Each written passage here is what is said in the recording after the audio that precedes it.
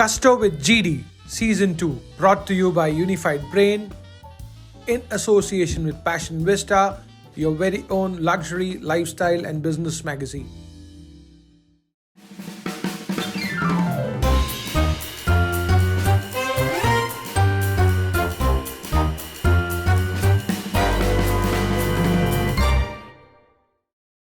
क्या कोई एक्टर बन सकता है अगर उनकी फैमिली हिस्ट्री एक्टिंग में हो ही ना?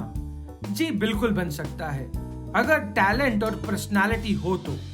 इस एपिसोड में हम आपकी मुलाकात करवाते हैं उनसे जो गुजरात के छोटे से शहर से हैं पर इंडस्ट्री में आते ही नाम बड़ा पा चुके हैं। टीवी शोज जैसे हमारी देवरानी, प्रीतम प्यारे और अनुपमा के जाने माने actor who is competitive, compassionate and confident. Let me present to you Mr. Paresh Bhatt. Let's welcome him on the sets of Gusto with GD. Hello and welcome on yet another episode of Gusto with GD. और आज हमारे बीच हैं परेश भट्ट। तो क्या बात करी जाए आपके साथ में, because this show is all about guts, glory and gusto. कहाँ से शुरुआत करें? It's your show, so whatever you say. Paresh जी, मैं तो ये कहूँगा कि आपकी जितनी तारीफ करी जाए उतनी कम है। लोग आपको बहुत सारे किरदारों के रूप से जानते हैं। आप टीवी के बहुत बड़े स्टार हैं और आज के डेट में अगर आप देखें तो नंबर 1 शो अनुपमा के अंदर आप संजय का रोल अदा करते हैं। तो बात शुरू करते हैं हम अनुपमा से ही। आप बताइए आपका ये जो एक्सपीरियंस है, ये जो जर्नी है, कहाँ से शुरुआत हुई और कहाँ से आप यहाँ तक पहुँचे? जर्नी तो मेरी बेसिकली मैं 2004 से यहाँ पे इस मुंबई में ये सब कर रहा हूँ। सो थिएटर, गुजराती कमर्शियल थिएटर भी कर रहा था और उससे फिर गुजराती सीरियल्स वगैरह किया। सो उससे फिर कुछ हिंदी सीरियल्स भी की। सो ऐसे ही फिर एक बार मतलब 2 साल पहले जो अनुपमा जो प्रोडक्शन हाउस है तो उसमें से ही कास्टिंग वालों का सामने से कॉल आया कि क्योंकि बहुत पहले वहाँ पे मैंने एक ऑडिशन दिया हुआ था। अच्छा। उनके साथ पहले कभी काम नहीं किया था, बट उनको वो ऑडिशन अच्छा लगा था। तो जब अनुपमा शुरू हो रही थी तो उस संजय के कैरेक्टर के लिए उन्होंने मुझे ऑडिशन के लिए बुलाया और it went well. So touch wood उसके बाद फिर डन हो गया। सो बहुत अच्छा रहा अनुपमा का तो जो एक्सपीरियंस है, मतलब काफ़ी अच्छा, बहुत कुछ सीखने को मिल रहा है। काफ़ी कुछ अच्छा सीखने को मिला क्योंकि एक तो production house one of the top most production house है, तो उनका अपना एक स्टाइल है, वे ऑफ वर्किंग, उनका जो स्टाइल है वो एक अलग ही है और क्वालिटी पे बहुत ज़्यादा वो कॉन्सेंट्रेट करते हैं। लेकिन फिर भी बहुत एक लाइट हार्टेड एटमॉस्फेयर रहता है सेट पे। अगर बात करें चैलेंजेस की, तो आपको सेट पे क्या क्या चैलेंजेस फेस करने पड़ते हैं? चैलेंजेस तो एक तो यूजुअली जो है का लॉन्ग वर्किंग आवर्स जो रहते हैं वो मतलब डेली सोप्स में मुझे सबसे ज़्यादा एक वो चैलेंज लगता है। लेकिन फिर भी इसमें जो क्वालिटी पे वो लोग जो कंसंट्रेट करते हैं और सब लोग, मतलब डायरेक्शन डिपार्टमेंट भी है, सारे एक्टर्स भी है, एक्टर से भी बहुत कुछ सीखने को मिलता है। सो ओवरऑल तो उतना मतलब चैलेंजिंग, मतलब ऐसा कुछ स्ट्रेसफुल नहीं रहता है। सो बहुत मज़ा आता है काम करने में। अनुपमा के सेट पे मतलब बहुत लाइट हार्टेड एटमॉस्फेयर है, सब काफ़ी मस्ती करते हैं एक्टर्स और इवन डायरेक्शन डिपार्टमेंट। तो बहुत एक लाइवली एटमॉस्फेयर रहता है, तो ऐसे मतलब कहाँ टाइम बीत जाता है उतना पता नहीं चलता। बट फॉर मी पर्टिकुलरली जो चैलेंजिंग पार्ट है वो मतलब शूट में जो रहता है, कभी कभार काफ़ी वेट करना पड़ता है, अपने मेकअप रूम में बैठे हैं जी। और क्योंकि दूसरे का मतलब कटिंग जो चल रहा होता है, दूसरे के क्लोजेस चल रहे होते हैं, तो वो एक वेट करना एक बस चैलेंजिंग पार्ट रहता है, एक लॉन्ग वर्किंग आवर्स। अदरवाइज बहुत अच्छा है। और आपके फेवरेट को स्टार्स जिनके साथ में आप काम करते हैं? मुश्किल है ये जॉब, क्योंकि सबके साथ काम करना इतना अच्छा लगता है। फैमिली बन गई है, फैमिली सी बन गई है, तो सबके साथ अच्छा लगता है। और सब इवन जो मामा जी शेखर शुक्ला जो है दादाजी जो है, उनके साथ अरविंद वैद्य जो है दादाजी प्ले कर रहे हैं, तो उनके साथ तो पहले भी मैंने काम किया हुआ है। अच्छा। दोनों के साथ। So because they both also belong to Gujarati theatre. So उनके साथ उसमें भी काफ़ी पहले काम किया हुआ था। तो एक मतलब वो लोग भी इतने, मतलब बच्चे ही समझ लो, सेट पे इतनी मस्ती करते हैं अगर सेट पे सबसे ज़्यादा अगर कोई शांत है तो शायद मुझे लगता है मैं हूँ। बाकी सब इतनी मस्ती करते हैं, इतनी बातें होती रहती है, तो सबके साथ उस वजह से एक बॉन्डिंग रहती बन है, एक जाती जेलिंग रहती है, तो बहुत सबके साथ मज़ा आता है। अभी तक के आपके जितने भी आपने किरदार निभाए हैं, टेलीविज़न में आपने खूब काम किया है, आपका बेस्ट किरदार आप किसे गिन सकते हैं? कॉमेडी मुझे बहुत ज़्यादा पसंद है, सो आई थिंक मैंने 2025 जाने क्या होगा आगे करके एक शो किया था, सोनी पे आ रहा था। सो उसमें जो मेरा कैरेक्टर था वो काफ़ी मतलब मुझे पसंद था। ऐसे तो सारे ही कैरेक्टर मुझे पसंद है, और टचवुड फॉर्चुनेटली मुझे काफ़ी अलग अलग रेंज के मतलब अलग अलग कैरेक्टर्स करने को मिले हैं जो एक दूसरे से काफ़ी डिफरेंट हो। बट कॉमेडी ऑफ कोर्स करने का भी अपना एक मज़ा रहता है, एज एन एक्टर भी बहुत अच्छा लगता है। तो उसमें जो एक कैरेक्टर था उसमें भी अरविंद भाई जो है वो ही was playing my father's role, तो उसमें भी उनके साथ मतलब काफ़ी मज़ा आ रहा था, एक केमिस्ट्री अच्छी हो रही थी, तो मज़ा आया था वो रोल मतलब प्ले करने में, बहुत अच्छा मज़ा आया था। तो एज अ टेलीविज़न एक्टर आपको लगता है कि टेलीविज़न इजी है या मूवीज़ इजी हैं, या दोनों में क्या अंतर है? आई थिंक हर एक फील्ड है, मतलब टेलीविज़न है या मूवी है या थिएटर है या एड्स है, तो मैं सब में काम कर चुका हूँ, और सबका अपना एक अलग अलग स्टैंड है, अपने प्लस पॉइंट्स है, अपने माइनस पॉइंट्स हैं, तो उसको कंपेयर करना काफ़ी मुश्किल रहेगा मेरे लिए। बट आम आदमी को हमेशा ये डिलेमा रहता है कि as an actor TV celebrity बनना या शायद इजी है या बड़ा टफ रहता है, तो वो कंपैरिजन अगर हम देखें तो आपके हिसाब से टेलीविज़न में काम करना ज़्यादा इजी रहता है कि शेड्यूलिंग मूवीज़ के अंदर बराबर रहती है? और अब तो ओटीटी प्लेटफॉर्म भी आ गया है, ओटीटी भी बहुत तो अच्छा चल रहा है। ये तीनों ही चीज़ों का अगर हम कंपैरिजन देखें तो आपके हिसाब से what is your view and opinion? देखिए ऐसा है कि टेलीविज़न का जो सबसे बड़ा जो चैलेंज जो है, मतलब ओवरऑल सबके लिए, टीम के लिए, मेकर्स के लिए, जो वो है क्वांटिटी निकालना, और उसमें फिर आप कितनी ज़्यादा अच्छी क्वालिटी निकाल सकते हो। तो क्वांटिटी एक बहुत, क्योंकि आपको एवरीडे 30 मिनट का एपिसोड निकालना है, तो वो एक क्वांटिटी को पकड़ के रखते हुए और फिर उसमें आप कितनी ज़्यादा क्वालिटी आप दे सकते हो, तो वो एक बहुत एक चैलेंजिंग काम रहता है। और फिल्म्स में क्या रहता है कि एक मतलब आपके पास वो एक ऐसा डेडलाइन है नहीं, आपके पास अगर आपको कोई प्रेशर नहीं है कि आज ख़त्म नहीं हुआ तो कल कर लो, कल नहीं हुआ तो परसों कर लो, तो उसमें आप ज़्यादा एक इजी गोइंग आराम से आप काम कर सकते हो। तो लेकिन तो सब में अच्छा तो मतलब मज़ा तो आता है। सीरियल्स का भी अपना एक चैलेंज अलग है, फिल्म्स का भी अपना अलग चैलेंज है, क्योंकि उसमें फिल्म्स में भी बहुत ज़्यादा क्वालिटी पे आपको कॉन्सेंट्रेट करना पड़ता है, और फिल्म अपने आप में एक लार्जर देन लाइफ मीडिया है, तो जितनी बड़ी स्क्रीन रहती है उतना ही बड़ा उसका मेकिंग भी रहता है। हमको देखते टाइम उतना ज़्यादा रियलाइज़ नहीं होता है, लेकिन शूट करते टाइम उनको काफ़ी अलग Absolutely. तो मज़ा तो हर एक फील्ड का अपना अपना है। थिएटर में भी ऐसा है कि थिएटर जो एक लाइव एट स्ट्रेच एक्टर्स को जो मतलब पर्दा उठा और पर्दा गिरा, उसके बीच में फिर कोई कट नहीं है, तो वो जो लाइव परफॉर्म करने का भी अपना एक मज़ा है, लाइव ऑडियंस से इंटरेक्ट करने का एक मज़ा है, उनका जो लाइव रिस्पॉन्स तुरंत आपको मिलता है उसका अपना एक मज़ा है। सो वर्क सेटिस्फेक्शन थिएटर में बहुत ज़्यादा मिलता है। तो अपने अपने मतलब कैमरे का भी अपना एक मज़ा है। तो आपका ओवरऑल एक्सपीरियंस कितना लंबा रहा है? What has been the duration like? I started working in 2004, I came to Mumbai in 2004, और 2005 से मैं मतलब प्रॉपर्ली कमर्शियली। तो आपने शुरुआत अपनी थिएटर से करी थी? थिएटर से करी, कमर्शियल गुजराती थिएटर से टचवुड मुझे मतलब काम से ही तो काम आप गुजरात मिलता से गया। हैं? हाँ, basically I belong to Gujarat. Gujarat में कहाँ से? गुजरात में भावनगर करके एक सिटी है, सौराष्ट्र रीजन में पड़ता है, तो वहाँ से मैं बिलोंग करता हूँ। सो 2004 में मैं यहाँ आया, देन एक साल एक्टिंग कोर्सेज किए, सीखा, और उसके बाद 2005 से ही टचवुड काम से ही काम मिलता गया। फिर अपने आप मतलब जैसे ही मतलब लोगों को भी क्या है कि एक्टर्स की क्वालिटी एक्टर्स की ज़रूरत होती है। सो मतलब मैं बहुत अच्छा एक्टर हूँ ऐसा नहीं बोल रहा हूँ, लेकिन बट हाँ, काम से ही काम लोगों को सामने से ही। बट ये जो जर्नी है आपकी एज एन एक्टिंग करियर, तो ये आपने शुरुआत से ही सोच लिया था कि ये this happened you know by some fluke, या किसी ने धक्का या पुश? हाँ, मैं इट्स लाइक मैं जब 7th स्टैंडर्ड में था तो तब से एमेच्योर थिएटर में करता था गुजरात में ही। तो काफ़ी मतलब जो कॉम्पिटिशन्स वगैरह रहती है, सो ऐसे में जुड़ा हुआ था एक्टिंग से।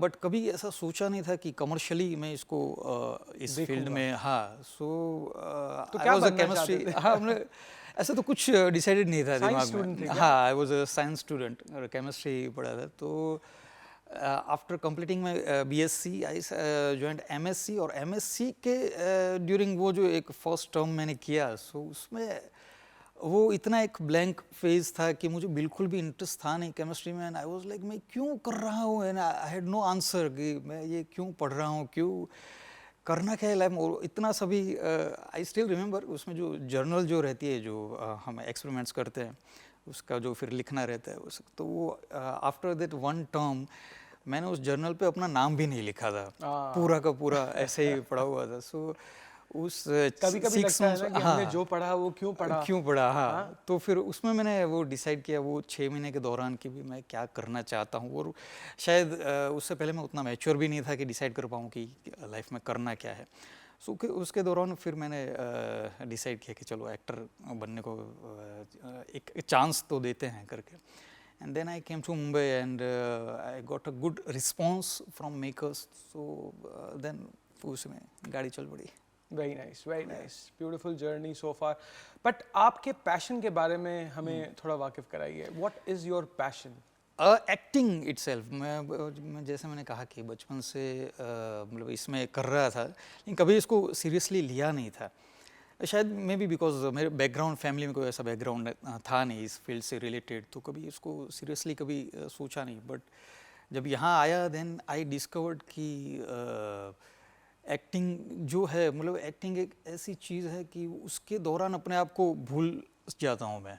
सो बेसिकली अगर कुछ आता है अच्छे से, मतलब अगर मुझे जो, तो वो एक्टिंग के अलावा शायद और कुछ नहीं है। और एक्टिंग ही एक पैशन है, तो उसमें बस अगर एक्टिंग करने को एक वर्क सेटिस्फेक्शन उतना ज़्यादा रहता है, तो और कुछ चाहिए नहीं चाहिए, ऐसा होता है। जैसे कुछ है नहीं है तो सब चल जाता है। So हमने it's like, आपको हाँ, हिंदी और गुजराती के अंदर परफॉर्म करते हुए तो देखा है। हाँ। तो क्या आने वाले समय में हम आपको किसी और रीजनल लैंग्वेज में भी देख पाएंगे, या आपने कभी ऐसा सोचा है कि आप जाना चाहेंगे? फॉर मी लैंग्वेजेस को सीखना थोड़ा मुश्किल है। I was good in maths but I was bad in languages.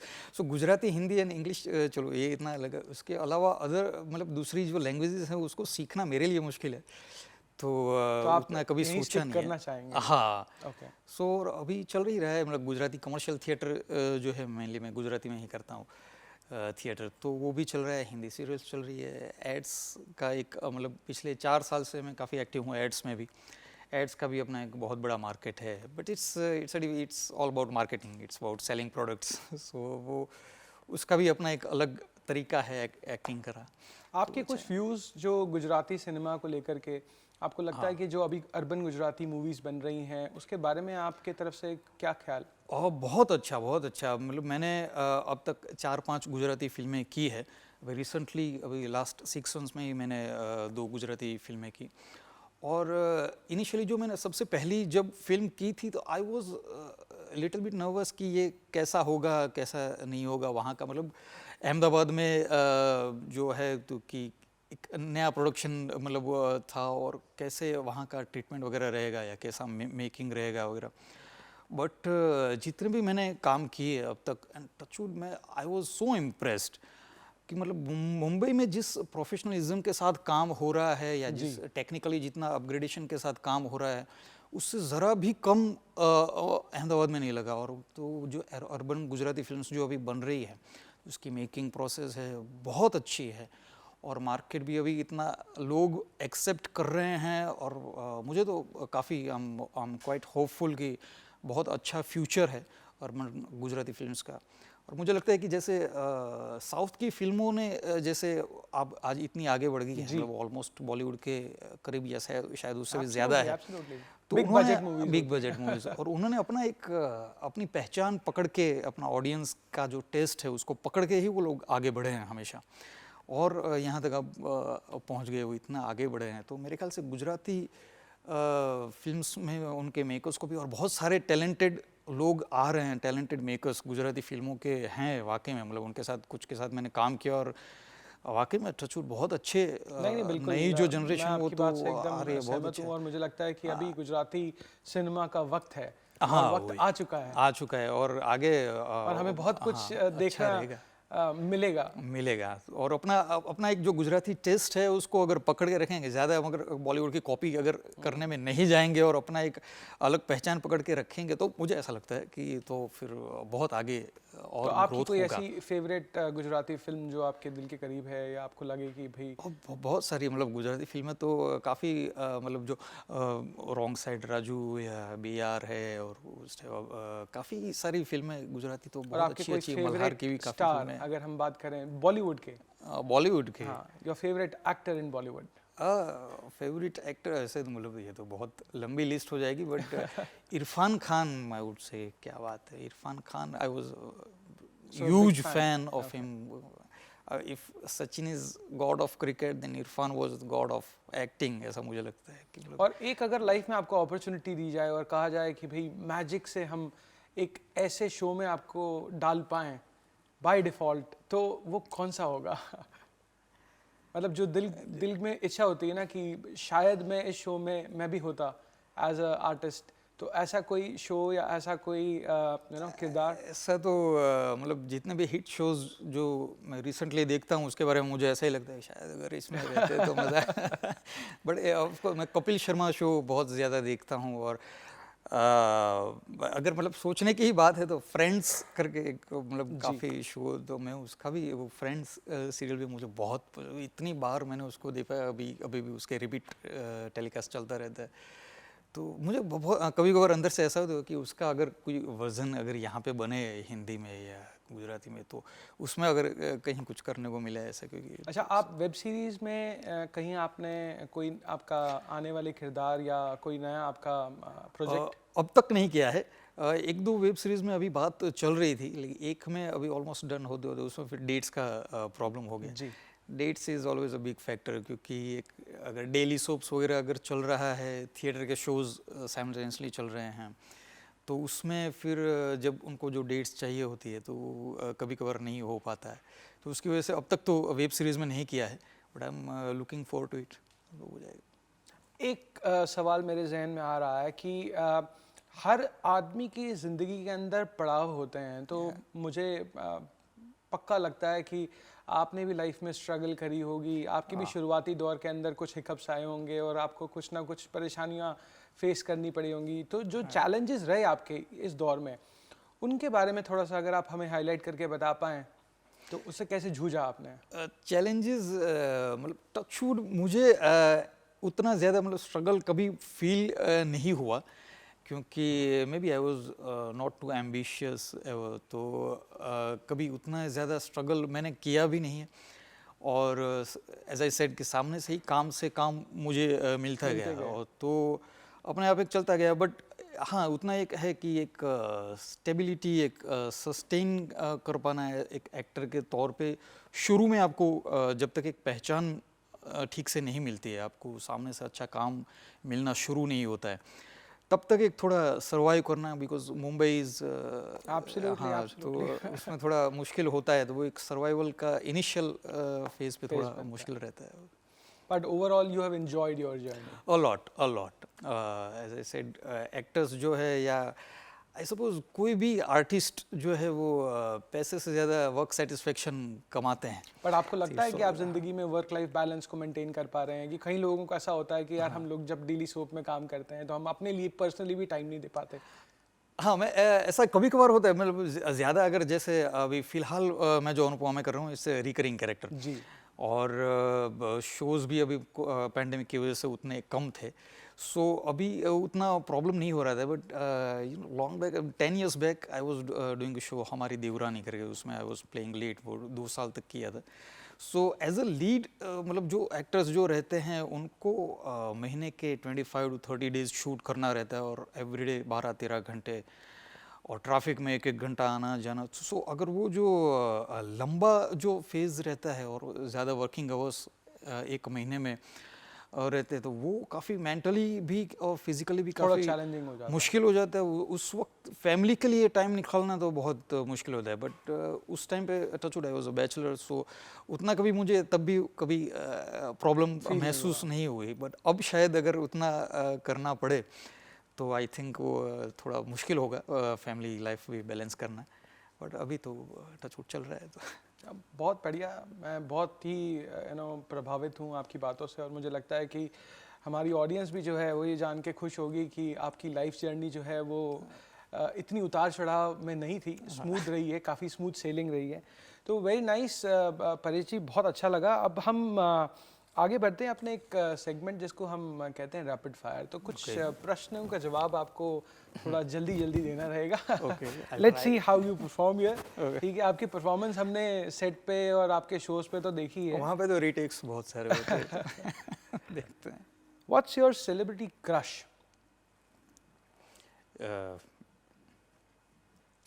Too many. Priyanka Chopra. Okay. I suppose, yeah. What do you prefer to do on a weekend? Stay in or go out? Go out. तो मतलब आपको family और going out, laser, movie, क्या पसंद है? सब कुछ I try to keep it differentiate. तो मतलब कभी कभार मूवीज देखने गए, या कभी कभार मतलब मुंबई में काफ़ी प्लेसेस है आसपास भी देखने के बहुत सारे, तो आउटिंग के लिए भी जाते हैं। And what's your favourite food? Kathiawadi. So being a खाने पीने में भावनगरी, एकदम देसी, हाँ देसी आदमी हूँ। सो अगर इट्स लाइक अगर मतलब वेस्टर्न फूड जो है उससे ज़्यादा मुझे इंडियन फूड पसंद है। इंडियन में अगर ज़्यादा करें तो गुजराती आप कुछ फूड, बनाते गुजराती भी में हैं अगर कि सिर्फ काठियावाड़ी। खाना पसंद है? और थोड़ा बहुत सीखा था मैं ड्यूरिंग पैंडेमिक में, थोड़ा बहुत पहली बार सीखा, तो पर उतना अच्छा नहीं बना पाता। You prefer social media or not on the social? I like social media, but उसका जो ज़्यादा ओवरडोज हो जाता है तो I don't like that. Twitter और इंस्टाग्राम? इंस्टा। क्यों प्रेफर करते हैं? इट्स गुड, लोगों का मतलब अच्छे पिक्चर्स जो यार लोगों के अलग अलग देखना, मतलब वो अच्छा लगता है। उसमें कमेंट्स भी बहुत ज़्यादा फनी कमेंट्स जो रहती है। आजकल का ज़माना जो हो गया है वो सोशल मीडिया का ज़माना है। मीडिया और ट्विटर में इट्स लाइक कुछ कुछ जो मतलब आर्ग्यूमेंट्स ज़्यादा रहती है। पैशन करते हैं, फॉलो करते हैं वहाँ पे कहीं किसी को? हाँ, मतलब कुछ कुछ लोगों को करते हैं, अनुपमा के जो कास्ट है उसमें, लेकिन उतना ज़्यादा मैं बहुत ज़्यादा फॉलो नहीं करता। You are not that too social, which we have research and we have seen. Okay, अगर आपको एक सुपर पावर दिया जाए तो वो क्या होगा? पूरी दुनिया में पीस आ जाए, ऐसा कुछ मैं कर सकता हूँ। I am a world peace preacher, तो मुझे तो ये सुन के बहुत ही ज़्यादा शांति मिली है। क्या कर सकते हैं मतलब दूसरों के लिए? अगर if I have a super power तो अपने लिए फिर तो क्या करना है, कर सकते हैं तो दूसरों के लिए अगर, तो वही अच्छा है। आप इनविजिबल होते तो क्या करते? इनविजिबल मैं अगर होता आई डोंट नो क्या करता, कुछ करना सोचा नहीं है। सोचा नहीं। हाँ। आगे बढ़ते हैं। एक एक्टर को ही अगर if an actor is an invisible man तो ना उसके लिए कुछ बाकी नहीं रहता है करना। मैंने सोचा आप कोई ना कोई दूसरे शो के सेट में घुस जाते हैं, वहाँ तबाही मचा के आते हैं। I was expecting something like this, but आप बहुत ही सिंपल, हम्बल, सोबर हैं। मुझे बहुत ही अच्छा लगा। बहुत सारी बातें हम करेंगे आपके साथ में, लेकिन आई थिंक वक्त के अभाव हैं, लेकिन जारी रखेंगे इस टॉक शो को आगे एक गेम के साथ। What superpower would you like to have? Be invisible or read people mind? I would choose to read people's mind. Mind पढ़ना पसंद करेंगे? हाँ हाँ, इनविजिबल बन के एक्टर हूँ, क्या करूँगा फिर। What do you prefer, beaches or mountains? Mountains. Describe yourself in 3 words. Peace, calm, and calm. My work. I can see you humble as well, right? Your favorite international singer and a Bollywood singer? Bollywood singer, काफ़ी Mohit Chauhan, I like him a lot. और international pop music ऐसा कुछ सुनते हैं आप? उतना ज़्यादा नहीं सुनता, but Michael Jackson songs I used to like a lot. Very nice, very nice. आपके साथ में ये बातचीत करते हुए बहुत कुछ सुनने को मिला, बहुत कुछ जानने को मिला, बहुत मज़ा आया एंड आई होप दैट आपने भी इंजॉय किया होगा। बट ये फ़न और एंटरटेनमेंट को आगे जारी रखते हैं, तो अब हम मिलेंगे अपने फ़न जोन में, powered by Passion Vista magazine.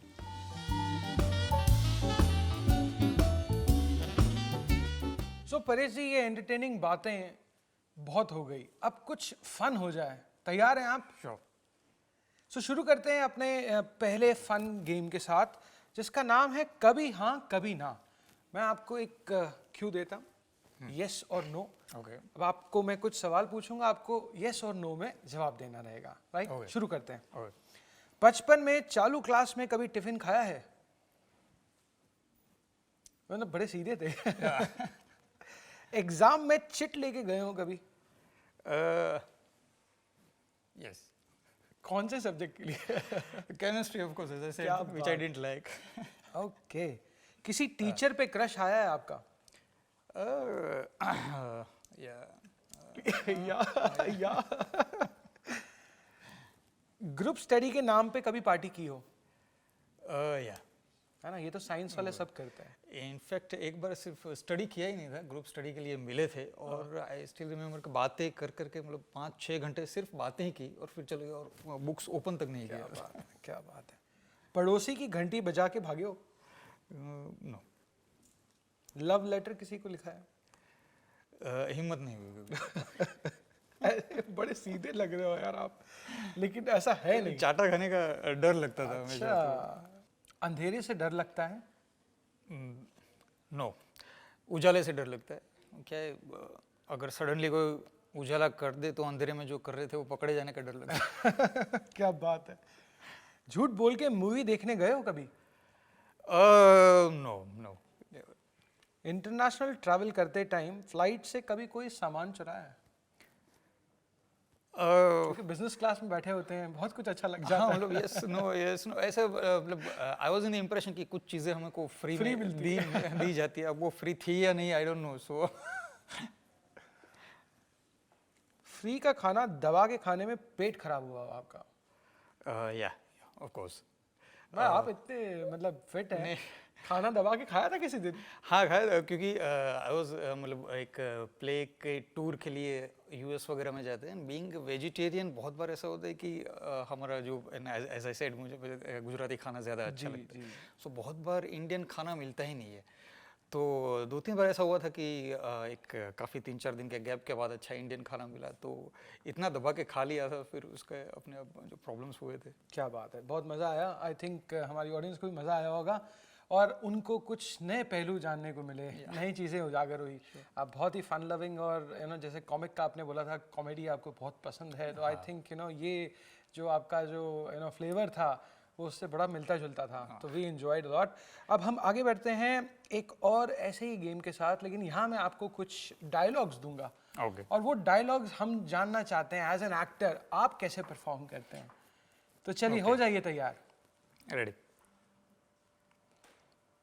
सबसे पहला dialogue from Rajesh Khanna. Pushpa I hate tears रे। Pushpa I hate tears, especially जब मस्करा किया है तुमने आंखों में और काला काला डर लगता है। क्या बात है। मुगैम्बो खुश हुआ। The pandemic is over, so finally Mogambo खुश हुआ। बहुत बढ़िया, बहुत बढ़िया। अब एक थोड़ा लंबा डायलॉग है। ये जो आप बोल रहे हो उसके पैसे लगते हैं या फ्री है, क्योंकि चिल्लर नहीं है मेरे पास फेंकने के लिए। अच्छा, ये जो आप बोल रहे हो उसके कुछ पैसे वैसे लगते हैं या फ्री में ही? नहीं, क्या है, फ्री में ही बोलना पड़ेगा। चिल्लर है नहीं। बढ़िया, आपके अंदाज कुछ अलग थे, हटके थे, लेकिन बड़ा अच्छा लगा। मुगैम्बो कोविड से परेशान होते हुए रोते हुए देखने को मिला हमको। I hope we all enjoyed. It was fun having you on the show, Gusto with GD. Thank you. So before you leave, हमारे पास कुछ गिफ्ट्स हैं फ्रॉम आवर पार्टनर्स। परेश जी आपके लिए। Thank you so much GD, and thank you so much for this gifts. Thank you मुझे यहाँ show पे बुलाने के लिए। बहुत अच्छा लगा मुझे, बहुत ही मज़ा आया।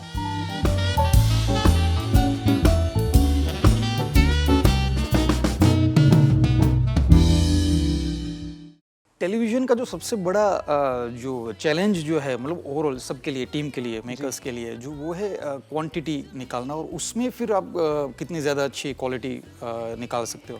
तो क्वांटिटी एक बहुत, क्योंकि आपको एवरीडे 30 मिनट का एपिसोड निकालना है, तो वो एक क्वांटिटी को पकड़ के रखते हुए और फिर उसमें आप कितनी ज़्यादा क्वालिटी आप दे सकते हो, तो वो एक बहुत एक चैलेंजिंग काम रहता है।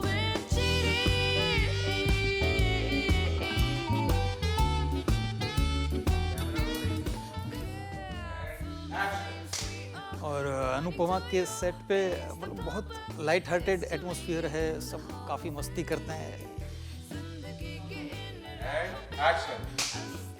अंधेरे से डर लगता है? नो, बट अंधेरे में अगर सडनली कोई उजाला कर डाले तो पकड़े जाने का डर लगता है। तो वो रिपीट करना है क्वेश्चन, है ना? अब अंधेरे से डर लगता है, वापस करना।